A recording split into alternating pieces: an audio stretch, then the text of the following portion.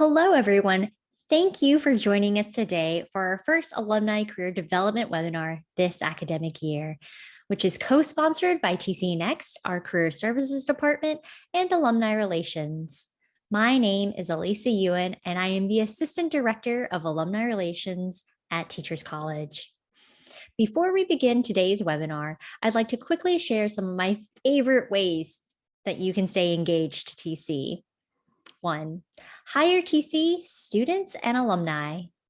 2. Refer prospective students to the college. 3. Show your pride by including Teachers College in all of your professional credentials. 4. Share your talents and expertise by volunteering to speak at TC events or by joining one of our Alumni Association committees. And 5. When the time is right for you, support TC financially by donating to the TC Fund.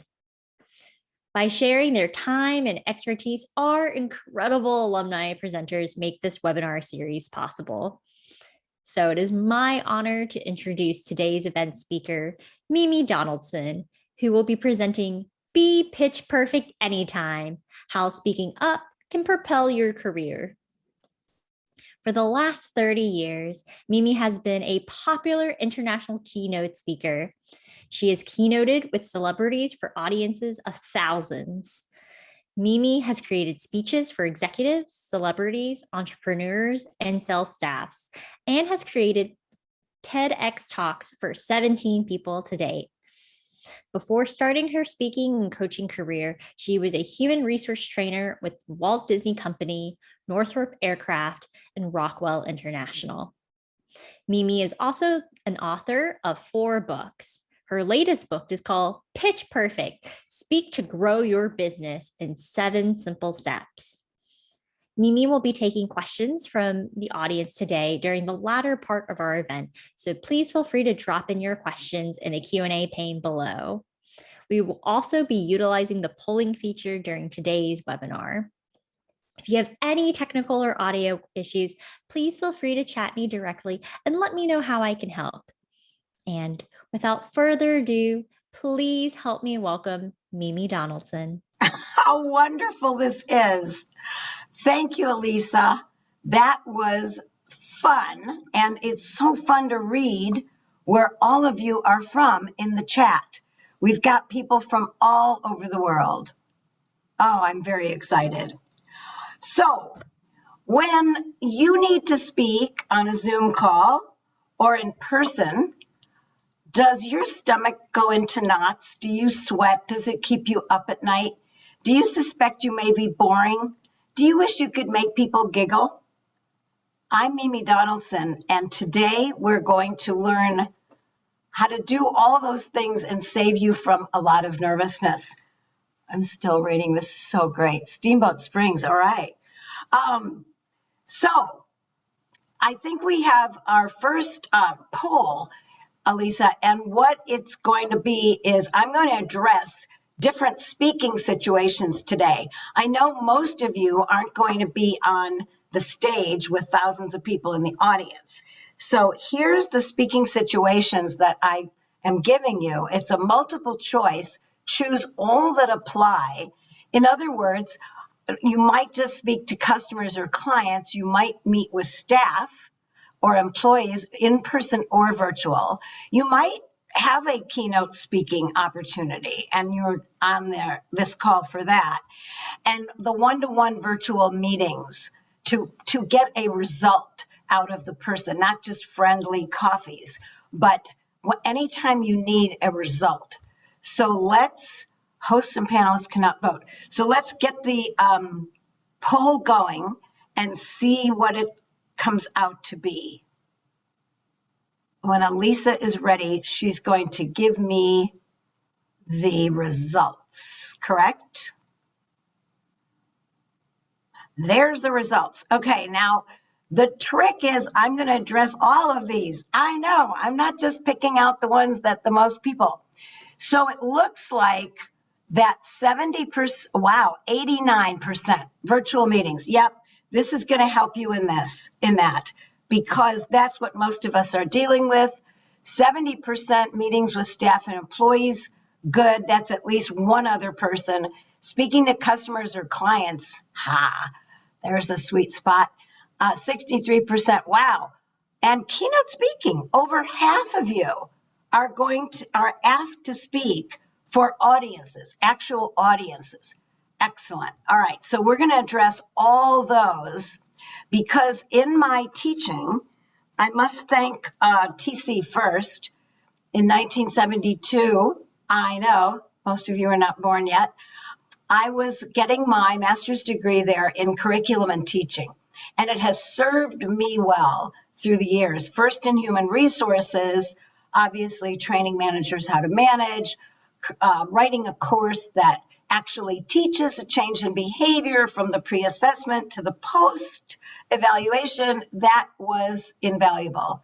And now you will see in what I'm going to present my experience in adult learning, and everything I learned at TC is going to be in today's presentation, plus the 30 years of knowing what keynote audiences actually want, how they think. So, yes, political campaign events and debates. Yes, part of my giving back is I do work with candidates and charities. So anything that you need a result from, this formula will do that. And every time you speak to someone, except for coffee and dinner, social, you want a result. And so this formula is going to serve you very well. Facilitating offsites. Yes.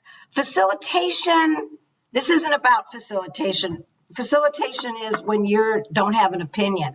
This is this is the situation where you actually do have an opinion and you do want someone to do, think, or feel. That's your purpose. What do you want them to do, think, or feel after you speak? So this will help you whether you speak for 30 seconds introducing yourself at a Zoom, or whether you have to speak for 3 minutes about your business or your purpose or your panel or whatever, or whether you have to speak for 30 minutes out in front of people or at a staff meeting. So to begin, we connect with people on 2 levels, 2 sides of the brain. When a speaker and a listener are interchanging information and listening skills, the first thing that they do is the exchange has an opinion on the right brain. So the listener is looking at you and saying, and it's just automatic. Do I like her? Can I listen to her for 40 minutes? And the right brain makes up the mind very quickly. And there's only 2 things that the right brain will reject you about. One of them is if you show them that you're nervous, and we'll talk about that. If you have little twitches, or you say or or well a lot, or if you look around, if you look nervous, you'll make them nervous. So that's one thing, don't look nervous. I know, we'll talk about how to do that. The second thing that really separates you and makes them look askance is if you're phony. So if Elisa would have introduced me and I would have come out like, hello, I'm thrilled to be here today. It's a very important skill that we will be talking about. Then you know that that's not really me. That's phony. That's being a speaker with pauses that are artificial. But some people think they have to be speakers. No. People want you. It's a big age of authenticity. And ever since People magazine came out in 1973, telling you the story behind the story, people want you. They want authentic. Reality television, it's all about who's the real you. And that's who they're really going to want to listen to. So I don't know a cure for that except to speak more and to be more comfortable, and especially that little white light that's so intimidating, but that's what you have to do. And so we'll talk about Zoom stuff first. So the connection, the right brain connection, is like the person itself. It's the emotional connection. The left brain is constantly saying, is she making sense? Do her sentences follow each other, or is it just word salad? We all know speakers who it's word salad. So in the formula I will give you on the content, that one sentence follows the other and it answers the questions in the listener's mind as they're asked. So let's do the nervousness part first. And I'm going to have a poll that so I get a benchmark of how experienced you are and how comfortable you are with public speaking. This time you only get a single choice. It's not multiple choice, but you pretty much know if you're extremely comfortable in front of a room, if you're very comfortable, slightly comfortable, or not comfortable at all. So I'll give you a minute to do that, and we'll see how much time I need to spend on getting those butterflies to fly in a straight line, because you're never going to get rid of the butterflies. You're just going to hopefully get them to fly in a straight line so that the people don't know you're nervous. All right, Elisa, are we ready with that one? Oh, slightly comfortable. Interesting, people. That's very, very honest of you. Slightly comfortable and is 54%. And I will bet you that the comfort mostly comes from talking to people you don't know. Because what I found in my experience of teaching people how to speak in front of groups, it's really daunting if you know the people. It's easier for most of us to speak to strangers. So only 10% are not comfortable. That's pretty wonderful. So I'm not going to spend that much time. Slightly comfortable, very and extremely, we have 36% in those two categories. That's pretty wonderful. So yeah, I'll spend a little time and most of the time on the formula with the left brain. So let's do Zoom stuff first because it's very important. I wondered why I'm doing 4 Zooms a day 18 months ago when we started this whole only virtual thing. Why am I so exhausted? And I read a study that you're constantly searching for cues you cannot possibly get. And I thought that's why I was exhausted, because you don't have the shoulder tap, you don't have the back, you can't look at other people in the room and then leave after you talk to somebody for a minute. It's right there for a length of time. And then Stanford University published the first peer-reviewed study on this Zoom thing, I say Zoom, but you know what I mean, online. And they found in the study that people are constantly looking at each other directly and up close, which is behavior ordinarily reserved for close relationships. So the stress comes where you're doing this close thing and you are not used to doing that with strangers. Also, nonverbal cues are harder to send and receive through video chats. That's what I'm talking about the body searching for cues you cannot possibly get because all you've got is their little faces on the Zoom. And also what's exhausting is seeing yourself for extended periods of time. Yeah. And having limited mobility can become sources of stress. So you can't walk away from somebody on Zoom and then come back. You're here. That's it for you. And the other things that I want to talk about Zoom, just Zooming and onlining, is the stamina that you need. I always say you need great communication skills with online communication. You have to almost be on steroids. The stamina it takes, this is a marathon, not a sprint. In a networking meeting, you're meeting people for 1 or 2 minutes, and then you move on to another group. Here you are focused. Sometimes you get 10 minutes. Sometimes you get 3 minutes. But it's the focus and the stamina. If any of you have ever done any long distance running, I ran a marathon, and one of my training sentences to keep me going was, 2 miles? I can do 2 miles of anything. Because 26.2, 2 miles. Oh, it's only 2 miles. I can do 2 miles. So now your mantra could be, I can do 2 minutes of anything. because it's got to be that much stamina. You keep re-energizing yourself. Energy is the most important quality in presenting yourself, whether it's a one-to-one or a group. That's what distinguishes you from other people, is the energy you give. And how do you give that? You give it through the 5 channels. And this is the right brain is looking at you. You give it out through the eyes, the voice, which is about all you have on Zoom. When you're in front of someone, you have the hands, you have the feet, you have energy in your body. You can move a step forward to emphasize something. You can go, can't do that. And you're in a one-to-one meeting, you're sitting down. You're going to have your voice and your eyes. People say, well, what do I do with my hands? And I say, you can't plan your hands. All you can concentrate on is giving energy through your voice and making it interesting and pace and tone and varying the tone and not speaking in a monotone. And your eye contact. Eye contact is key. It's really hard, I shouldn't say hard, challenging, this little white light. When you get in front of people, it's much better. So your one-to-one things, you have somebody to look at.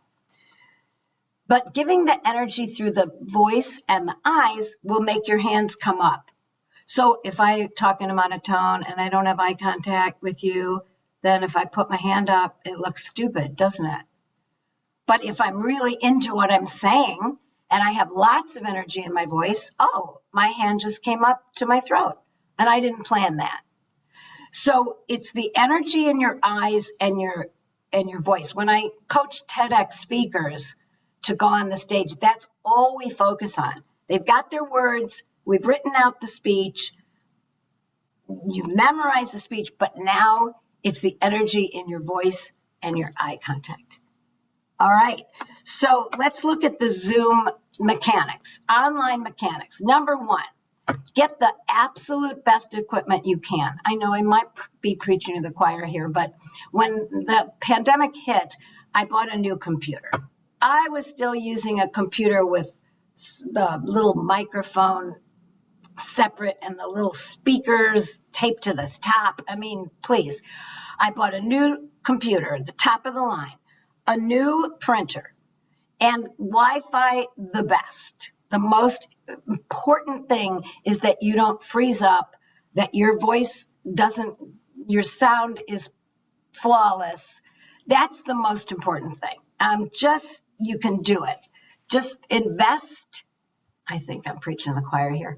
The other thing is, look at the area that you're going to be presenting in. Like, you don't have to wear a cute skirt or pants anymore. I know, but the top is very important.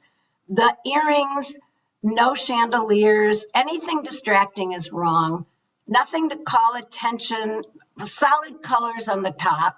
You don't want prints. You don't want people's eyes going in the print here. You want people's eyes right here to your facial expressions. What else? Virtual.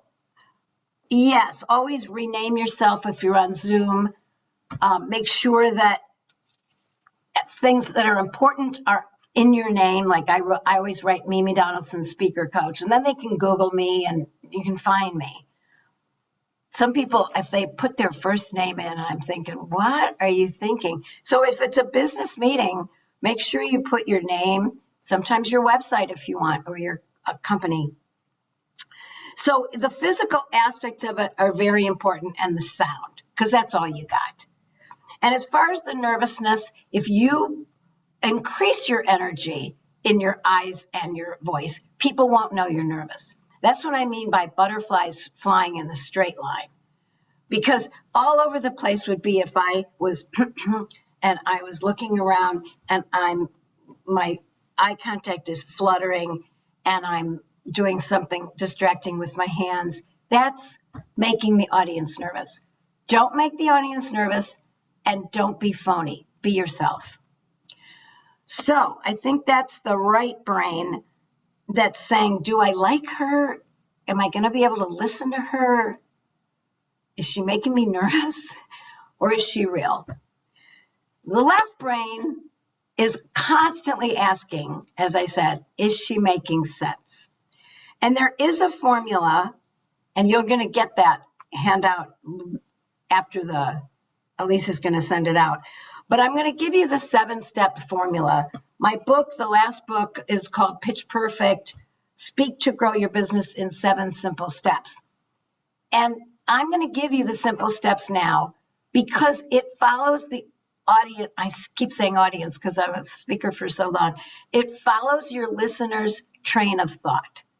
So picture your listener, one-to-one or in a group, thought bubble above their head. And the thought bubble, in the thought bubble, like in the cartoons, it says, why should I listen to you? What's in it for me? The thought bubble doesn't say, oh, please tell me your story. So if you're a speaker and you start out with, oh, let me tell you about me, that is reserved for famous people. I know I spoke with famous people on the stage, and famous people get the butts in the seats. They get people to turn out. They give the celebrity book to everybody in the audience. I understand that. But you and me, you and I are regular people. So the audience isn't going to be, ooh, tell me your story. And even the wonderful celebrity speakers that I've spoken with on the keynote stage, they don't start out with their story, even though that's what people came to see. They analyze their audience, and most of your work in speaking, whether it's one-to-one, in a group, to your staff, is analyzing the audience. I have a phrase that says, the more you know, the more will flow. So in order to even say the first sentence out of your mouth, you have to know, what are the audience's expectations? And there's a whole audience analysis you could do. If you're speaking to many different kinds of people with lots of purposes, you need to, speak to that general profile. And I know you know what I mean by that. But the call to action that you're going to have is your purpose. What do you want this group or this individual to do, think, or feel after you talk to them? So you people, you want one-to-one, small groups, staffs? Yes. What is the goal of this talking? Because people are very sophisticated now. They don't want you to go on and on. When I first started this course, I said, does the thought of speaking in front of people make you sweat and keep you up at night? Some people, that's that. Do you suspect you may be boring? Yes. Some people, that's their need. Do you wish you could make people giggle? Yes. Some of you, the 36%, whatever, you're very good at speaking, but you've always wanted to make an audience laugh. Okay.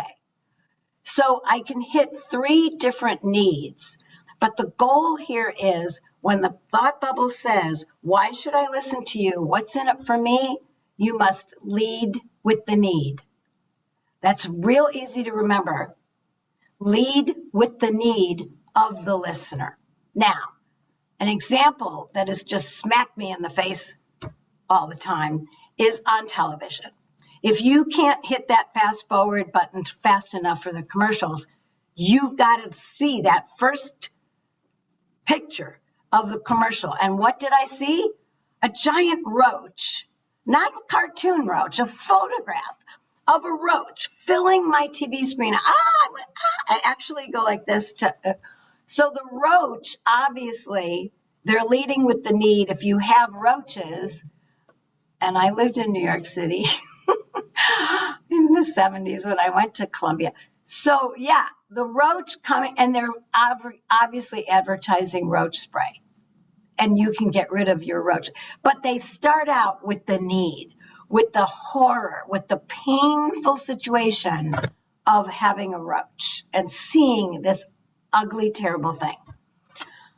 Then if you don't press fast forward fast enough, you see terrible teeth. Maybe it's just in LA, but we have a dentist who actually puts on TV before and after mouths of terrible teeth.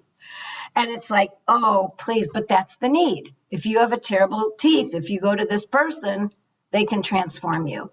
The third example I wrote down to make sure to tell you was the mistreated dogs.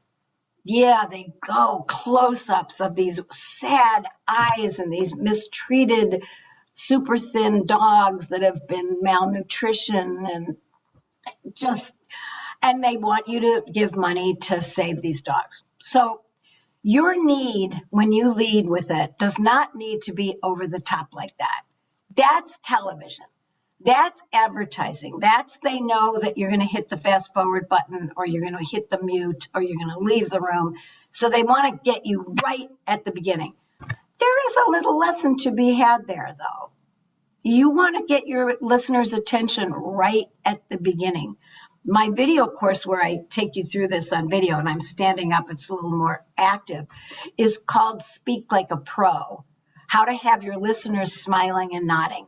And the whole purpose of you speaking to people is to have them smiling and nodding, and at the end, giving you the result that you want. Smiling and nodding doesn't mean they're agreeing with you. It means, I got that. Yeah, I hear you. Yep, that's what I thought you'd say. Yep. The opposite of smiling and nodding is audience whiplash. First, they go like this, you can see. Then they go, what? Wait, what'd she say? What? That's what you want to avoid. So the logical progression of these 7 steps will really help you avoid that. So the first question, what's in it for me? Why should I listen to you? You've got to present them with a need, situation, or pain. Doesn't necessarily have to be pain, but it has to be related to them because they're saying, audiences are going, do you know me? You better give me something. And think of it as like this. I love this gesture because you'll never forget it. Arms crossed, looking at you sideways. Really? Why should I listen to you? What's in it for me? You better lead off with some dynamite sentences to get their attention. And then they go, your purpose in step 1, leading with the need, is to get them to uncross their arms, lean forward, maybe even poke a friend and go, yeah, if it's live. Yeah, I think she's okay to listen to. Okay. And then they're yours for the next, 5 minutes or 40, whatever you have. So that's step 1 is you get them to, it's almost like you say to the listener, I got you. That first step is I got you. I got your need, your pain, your situation. I'm putting my finger right on it, aren't I? And then the listener will respond. It's hard when you don't have the faces, but when you are on a Zoom call or when you're one-to-one, when you're in a group at the table, you'll see it. They'll go like this. Yeah, I got that you got me. And then the next sentence out of your mouth is, I got that you got that I got you. So it's a conversation. A speech is a conversation.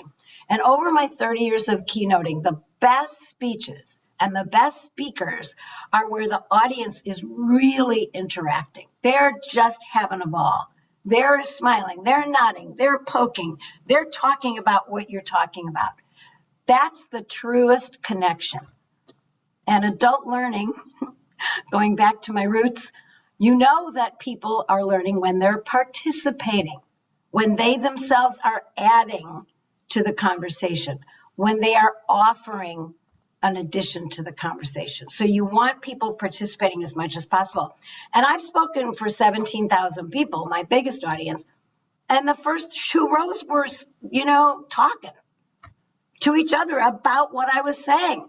And I was like, yeah, I couldn't see past it because of the lights, but they were engaged. It's called audience engagement. Listener engagement is what you want. This whole formula is about listener engagement, getting them every step of the way to listen to you and give you the result at the end.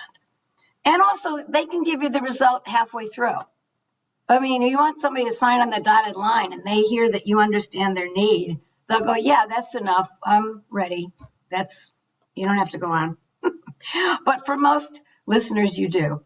So step 2, you got them uncrossed their arms. And here's the thought bubble. Ready? This is above their head is the thought bubble, because the next sentence they are going to ask you is, so what you got? What you got? What's your solution? Yeah, you know my problem, but why are you here? Why are you talking to me? They want to know what you have for their problem or situation. Whether it's 1-to-1 or 17,000 people, that's what they're asking. Do you know me? What do you got? So what you got, you tell them your brief solution. For those of you who are business owners, it's always on the homepage of your website. It's what you offer. It's what your solution is to the world's problem. It's why people should give you money. With a staff or 1-to-1, it's the result that you want, and you put it in a brief format. So here's your problem, here's your need, here's my solution. I always say for step 2, I'm Mimi Donaldson, and I will help you write your perfect marketing speech so that people are smiling and nodding, and at the end of it, they give you the magic 5 words, I think I need you. If you're selling your services or a product. If you're talking to a staff, at the end of it, they're going to say, yes, I will do what you're saying. That sounds just like what I'm going to do. So the second question is, what's your solution? What do you got? So you tell them in a couple of sentences. This format, these 7 steps can be from any speech from 30 seconds to 30 minutes. And I'll show you how. So the third thing is they've got it. You said, here's your need. Here's my solution for your need. And then the third question they ask is, okay, so why are you the one to tell me this? What's your thing? Aren't there a bunch of speech coaches out there? Aren't there a bunch of financial people out there? Aren't there a bunch of priorities? Why should I do yours? I have other things to do. Why you? This is where you tell them your credibility. Yes, if you speak more than 5 minutes, you have to have an introduction, like Elisa did, and for me, and I wrote it out.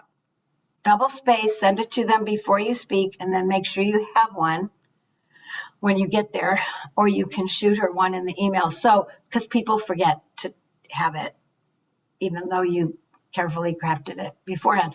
But Elisa did it just like it was written, and I let her do all the other stuff, like where I worked before, human resources, all the sort of objective credentials you have the introducer do that. You don't have to do that. But this number 3, why are you the one? Credibility, 30 years of keynote speaking, audiences of thousands, with celebrities, standing ovations, spoke to over 100 of the Fortune 500 companies in their meetings. Do you want that person writing your speech with you? Probably. So you pick out your most credible thing. How do you pitch what you have to offer in an interview in 30 seconds? Okay, this is great question for right now. It's in the chat. Is the first 3 steps is your 30-second. That's your number 1, here's your need. Does the thought of speaking in front of a group make you sweat and keep you up at night? Do you suspect you may be boring? Because it's 30 seconds. Do you wish you could make people giggle? I'm Mimi Donaldson, your speaker coach. Together, and here's step 3. Together, we'll use my 30 years of keynote speaking experience in front of audiences of thousands to craft your perfect marketing speech. That's the number 2. That's the solution, is I will help you craft your speech. Because one of the reasons you're nervous is you don't know what you're going to say. You think you can wing it. I have many blogs and many chapters in the book, and and a lot of the video, of course, was why you should never wing it. Don't trust your mind. There's nothing wrong with taking up notes and having notes on index cards.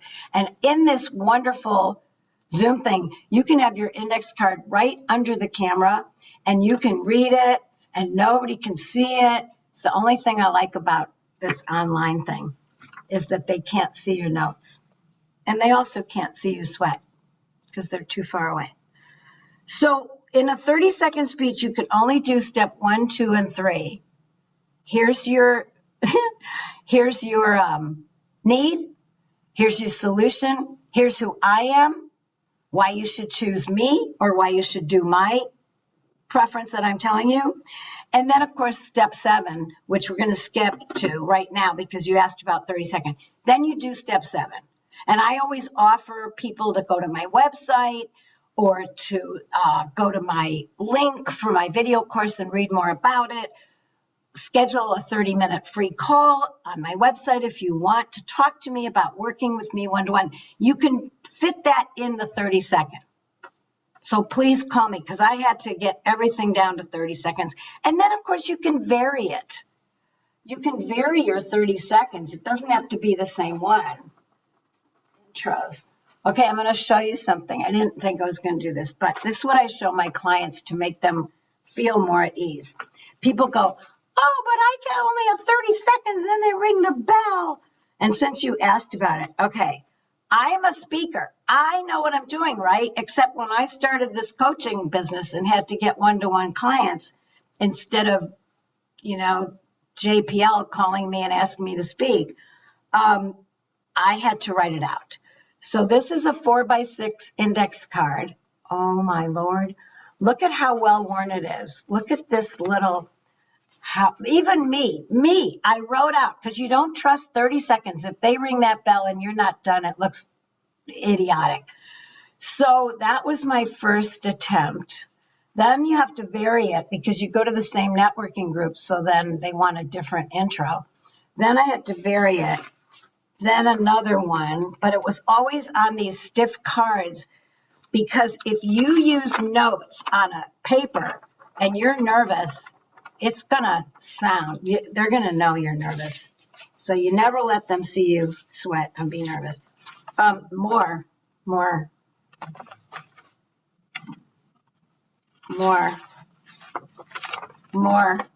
So 3 years of different networking groups and having to introduce myself and only having 30 seconds. Write it out. Here's your need. Here's my solution. Here's who I am for credibility. Here's my credibility, my background, my dues paying activity. And then please look at my website, schedule a 30-minute call, look at the info on my video course. All that you can do in 30 seconds. Fabulous. Yes, Q&A.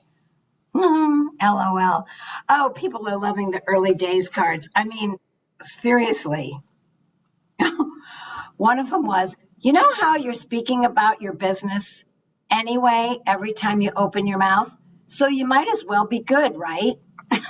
I can help. I'm Mimi Donaldson, your speaker coach.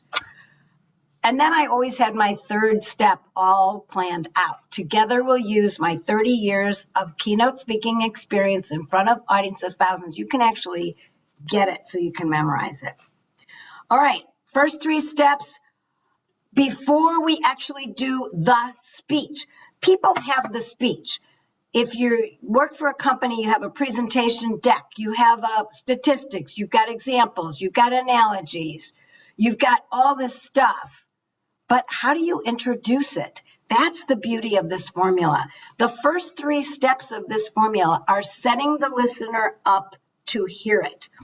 At TC, I was in early childhood in curriculum and teaching, and we learned to do a chord on the piano or turn the lights off or somehow get those little kindergartners to stop and listen. Set them up to listen. Okay, everybody, join a circle. Everybody sit, cross your arms and legs. I mean, all that came before I would start reading Very Hungry Caterpillar for the 9th time. That was what we read in 1972.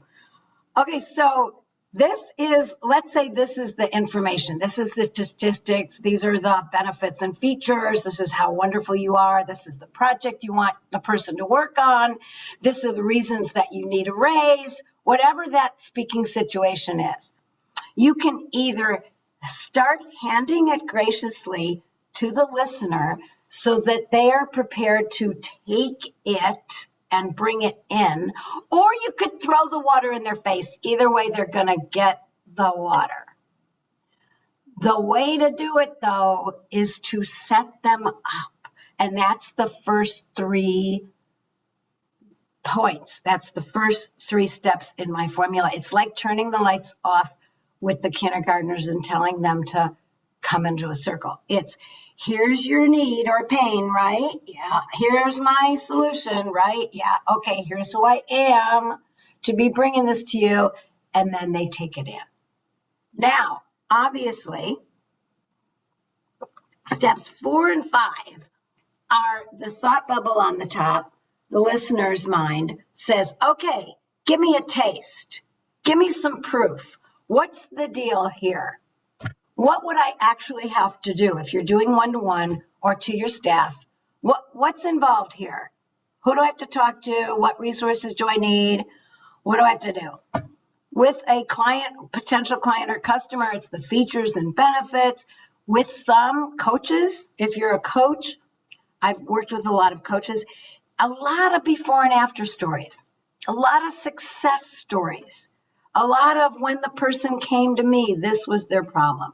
After sessions or whatever, my proven formula, whatever it is, the person had these great results. And why this 7-step formula has been so popular and was so popular among the Fortune 500 when I learned it is because that's how people wanted to present the information. And the formula means you don't start out with a blank page paralysis, that it's a formula, you fill it in.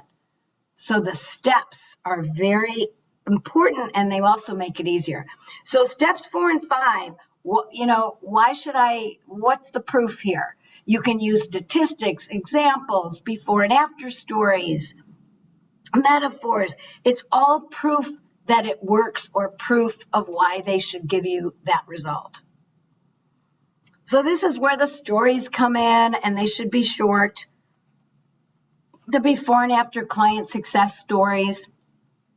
And then finally, the person is kind of full of your facts. So they know your solution and they know all kinds of, you can have a presentation deck for steps 4 and 5. Now step 6, they look out at you, they're all filled up with facts, but the thought bubble above their head actually says, well, wait, why are you so passionate about this? What's your deal? How are you connected to this?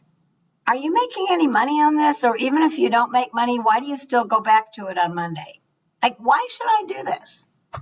And it's the personal story. They want the story behind the story. They want to know your connections. It's called your why story. And if you've read Simon Sinek's book, Start With Why, or you watched his TED Talk, he absolutely revolutionized the whole marketing field when he did that. Because he says that people can either be manipulated or inspired. And the why story of everybody inspires people. I'm a little hesitant to tell you to lead with the why story. I don't want you to lead with the why story unless you're a celebrity and you can tell your story first. But the why story is you've given them value. On steps 4 and 5, it can actually be, before you even hire me, here's some steps you can do. Here's some tips. Give them something. It's like when Mrs. Fields passed out her cookies. Come on, give them that. And then they want to work with you or they want to give you your result. So step 6, they're saying, well, if you don't, like, why have you been in this? And some people's why story is very clear. My dad was a young person when his dad, a doctor, died of a massive heart attack. My dad was 15 years old. I think his dad was 46. And he died of heart disease after delivering a baby. He was an OBGYN. So what did my dad become? A doctor, but what kind of doctor?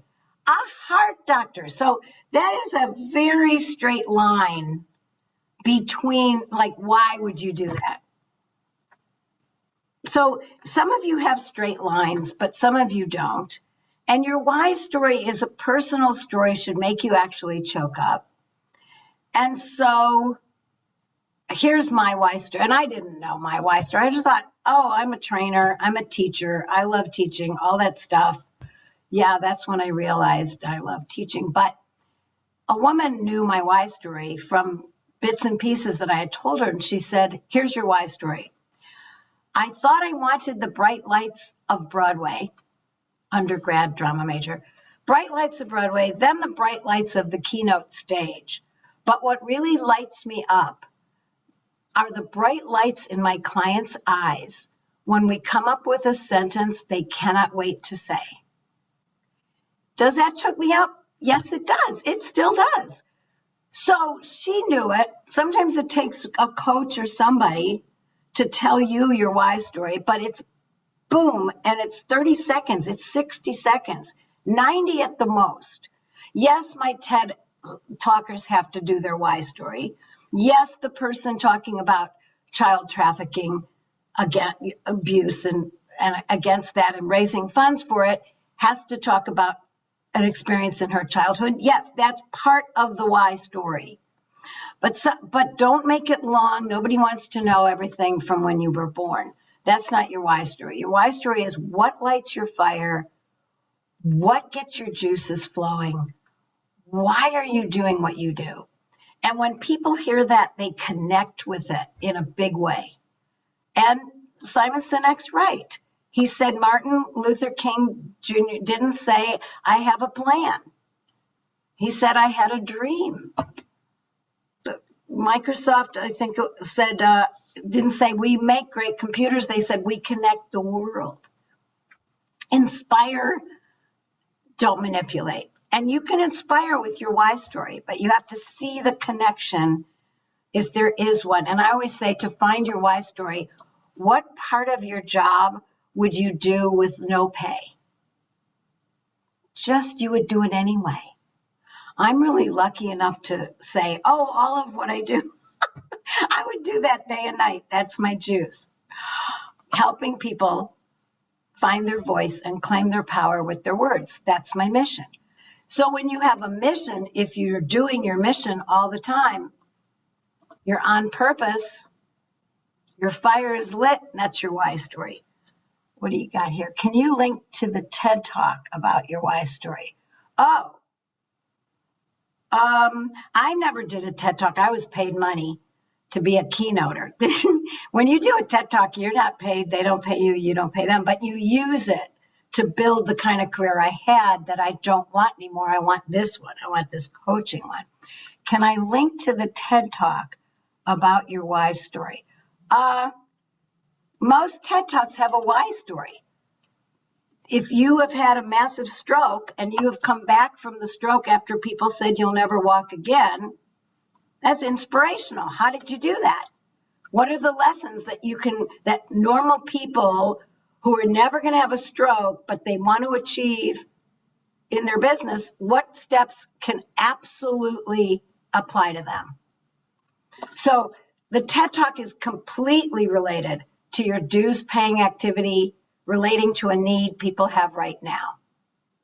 So it's either in how to make more money, health and wellness, or communication skills, which is relationships, managing people, those kinds of things. And the why story is an integral part, because when I interview people and they say they want to do a TED Talk, I go, okay, what's your dues paying activity and how does it relate to what you want to talk about? It's very personal. TED Talks, even though you'll have statistics and you'll be, I have a social scientist person who wrote a book and did a study and stuff, but she still has a personal story of how she relates. What else you got? And there's a TED Talk that someone recommended. Any other questions? I think we're in the question period. Oh my gosh, we are. Oh yes, so Cindy shared that why story link. And then the 7-step process is going to be shared in a post email. I'm going to type in, while Elisa wraps up, I'm going to type in my email so you guys can directly talk to me. My website, mimidonaldson.com, is where you can find information about me. Oh, I'm going to do my formal call to action because everybody wants to know. Okay, so there is my email, my website's mimidonaldson.com, and then it's the link to my video course thing where you can download me at 3 in the morning on your laptop, and you can work through those 7 steps at your own pace. All right, here's the call to action. Right now, you're in one of 3 places. First, you're a do-it-yourself person. You're going to take the 7 steps. You're going to run. You're going to order the video course. You're going to do it yourself. Second place you might be in is you don't do it yourself. You hire experts to do it. So that's when you want to do one-to-one with me. So go to my website, schedule the 30-minute call, and let's talk. The third place you might be in is that you got nuggets, you connected with me on this call, but you still have questions. In that case, go to my website, sign up for a 30-minute call. Let's talk about it, and I'll answer your questions. Hopefully, I've given you enough information that you will have your pitches be perfect every time, and your listeners will be smiling and nodding. Thank you. And thank you, Mimi. I really appreciate you taking the time to speak with us today. And I know that you've provided your contact information. I just want to quickly reiterate, we will be sharing out a post-event email, which will have the recording to our talk today, as well as the handout of all the 7 steps. And we'll include a link to Mimi's video course, as well as her website and contact information. And even though you can definitely reach out to her and ask her questions, we are going to be doing Q&A right now. So if you do have any questions for Mimi, please feel free to submit them in the Q&A pane below. We do have a few minutes, and we'll try to get through as many questions as possible. Excellent. Oh, I want to comment first on Bijal said, love your authentic conversational style of presenting. You have to know there is not one spontaneous bone in my body. I look spontaneous because I'm fun and I have lots of energy. And one of my things is humor, and I think there's something funny going on all the time, and I always am funny and fun. But everything I said to you today is everything I've said. It's in the book. It's all written out. Don't wing it. It's just, you can really look conversational if you know what you're talking about. The more you know, the more will flow. I love it. Thank you. So we have a few questions that have been submitted. So let's go ahead and dive into it. So one of the questions we got is actually something that you and I had talked about during our practice call last week and, prior to coming live today. So, now as we've been doing these virtual events, especially in the webinar format, you don't get to see your audience at all. It's just you and a big picture, and that's what you're staring at for 40 minutes. So in these situations, how are you able to read your audience? How do you assess how you're doing? Oh, man. You're asking me that? I have no idea. That just have to trust that you've done it before for a live audience. And in the Zoom, here's a hint. I always put myself on the Zoom. I put it in gallery view. I don't want to just see my big old face in the middle. So if I put it on gallery view and I still speak to that little white light, I can kind of see out of the corner of my eyes people nodding and smiling. And as far as this question, what is step 7? It's the call to action. Step 6 is the why story, and then it leads to the call to action. It's what do you want your audience to do, think, or feel? You got to tell them. Remember I said the 3 places you might be in right now? That's to get people to call me and talk to me further and see if we're matched to work together. So step 7, alumni relations. What is your name? Alisa Ewan. Yes, thank you. So the next question we have, Mimi, is about interviews. As of right now, it's been very common to be doing virtual interviews as, people are not completely all the way back, or they're still doing a work from home, like flex hybrid schedule.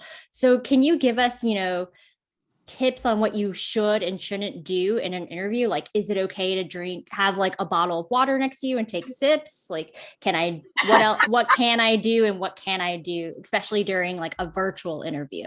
All right. The number one thing in a virtual interview is make sure nobody's in the room. Make sure they know you are, when you say you're businesslike, you can get the job done. There is no cat walking across. There is no child screaming. There, just really make sure that things are really settled, and make sure that you look as professional as possible. And it's hard to answer questions into the white light, but you have to learn how to do that. What was is that the whole question? I forgot the. Is it, and then is there anything else that you should or shouldn't do? Like, is it okay to have water and like take a sip from it during a virtual interview? As I said to speakers who speak live on a stage, don't pull from a water bottle. You're not in the gym. In the gym, you can have your water bottle and you can stand there and pull from it and, put your head back because you're sweating. You don't care. You're in your workout clothes. Have a glass. The reason I have it clear, there is a method. I don't want people thinking I'm sipping on something else. I just don't. I want people to know there's water at my side, and there should be water. Don't take sips unless you actually have to. And then take little sips. Never eat on Zoom. I know you guys know this. When we used to meet in tables and have lunch, that's great. But on Zoom, it's just not a good look. It's just really awful. So totally agree. Thank you. And I love the idea of having a clear glass because yes, if you're having just like a regular old mug, people might assume that it's water, but they might assume that it's something else too. So you just never know. They might assume it's coffee or tea and it's going to make you nervous and speedy and has caffeine. I don't know what they might assume. I just don't want any questions at all. Exactly. No assumptions are made here. It is water. They know this isn't vodka or gin or tequila. Exactly. They know that.